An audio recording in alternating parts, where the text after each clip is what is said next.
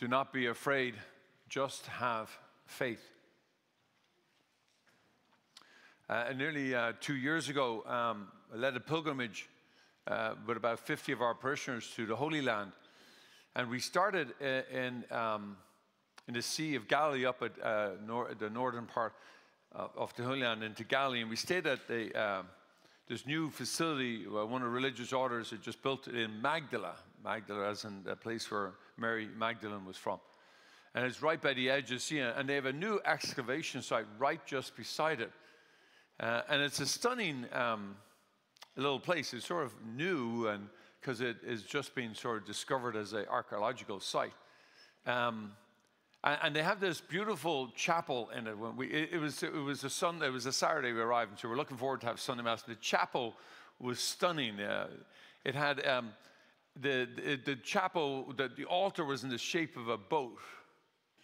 And behind the altar, outside, was an infinity pool that led right into the eye line of the sea. So it looked like the boat was in the sea, and it looked like when I was presiding behind it, I was standing in the water. So it was just an extraordinary piece of architecture, just beautiful. But when we got there, I was really looking forward to celebrating Mass at the altar, and they said, no, this altar's not for you. You get the one downstairs, in the basement. And we were like, oh. And it was very disappointing because it was such a stunning sight that we were looking forward to it. But then when we got downstairs, this very humble chapel was stunning at a whole nother level in its simplicity and humility. And it depicted, you see, the new site of excavation was Jairus' house, the very reading we hear today.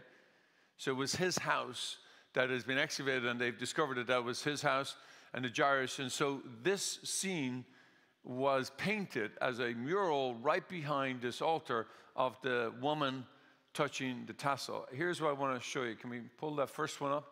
So that's it there. It's a very simple chapel. So there's no chairs in it. All the chairs are the rock stones along the side.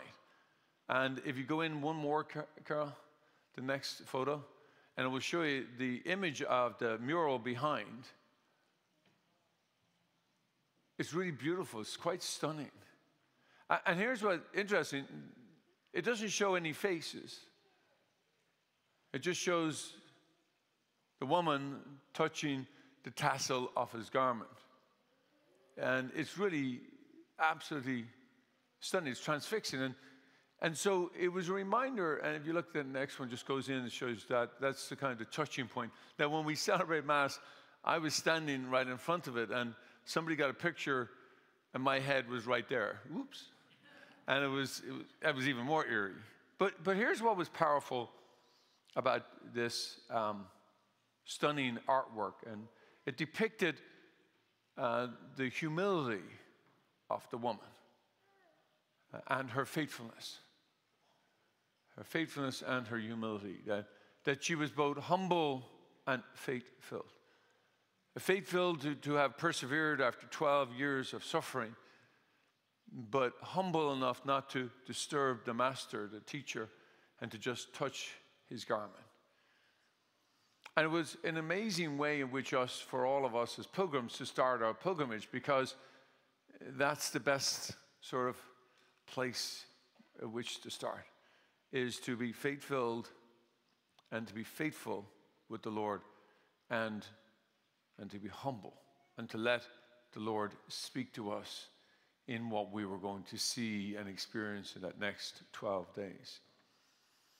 The reading we read at that Mass was the same reading we read today. And so you can see why I immediately jumped back to that experience. It was a really powerful, powerful experience. And I think it's a lesson for life, that the pilgrimage of life, we are called to be both faithful and humble. Faithful to the Lord in good times and in bad, and realizing that we don't, but humble enough to know that we don't know quite how God works, and that we remain faithful to that. And we're humble enough to know that He is present to us in all our life. Humble enough to know that our successes are not our own, and our failures we're not to be blamed for. That there's, and I think that's the challenge of life, is to, sometimes we get carried away with our successes. That's why our church isn't full every Sunday, because people believe that their successes are their own doing. And that they are who they are because they were so successful on their own.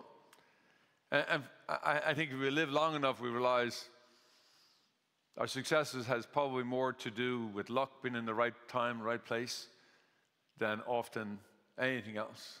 And that our illnesses and things that happen to us are often the bad luck of being in the wrong place at the wrong time has very little to do with our goodness, if you would. That we ourselves are not to be held accountable for neither the good or the bad in our life. But here's the thing is, what does it mean then for us to be faith-filled? And what does it mean for us to be humble as disciples? I think the woman with the hemorrhages gives us a tip, is to reach out and touch his garments. If I could just reach out and touch God, and that's our constant sort of mode, is to always be looking to touch God in our lives. There are two challenges to that. I think two, more than two, but two primary challenges is the good times and the bad times.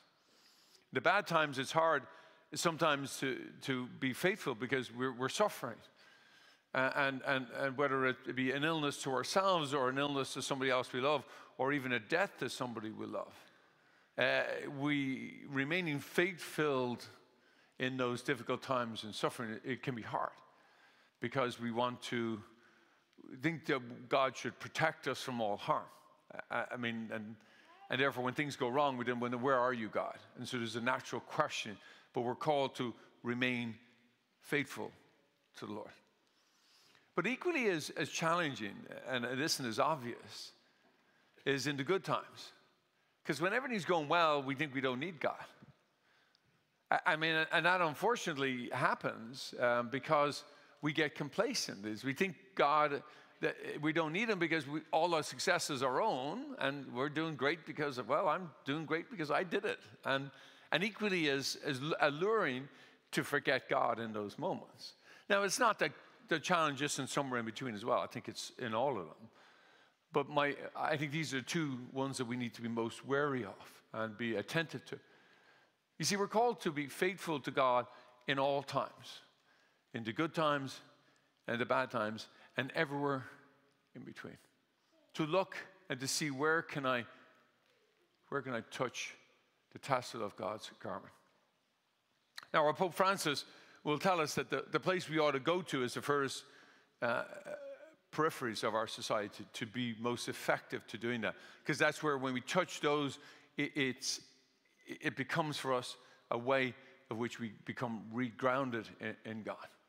And that's why we, like St. Vincent de Paul are every month doing different collections. It's not to be a bother to you, but it's to say we need to touch those who are hurting, those who are homeless, those who are broken.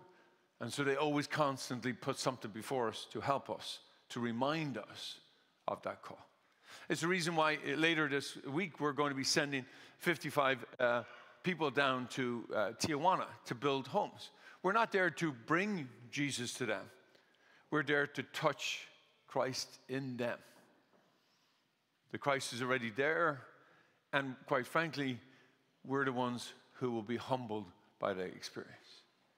Powerful. Another parishes, my own parish at Holy Spirit, my previous parish to here, are just coming back from sending 60 people down to Nicaragua for a week, and they were building a school down there. Again, touching the lives of God in that country.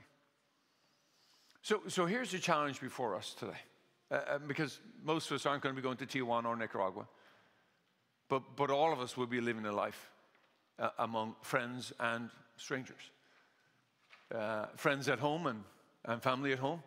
But when we go outside our circle, there's going to be lots of strangers we won't know. Can we find a way to touch God in their life? Find a way to be faith-filled and see that God is here amongst them, even if they completely disagree with us, whether politically, religiously, or socially. That God is in some way in every one of us. And our role is to find a way to touch them and bring healing between us. To find a way to bring healing between us. My friends, today we are called to be on a pilgrimage in life. Faith-filled and humble.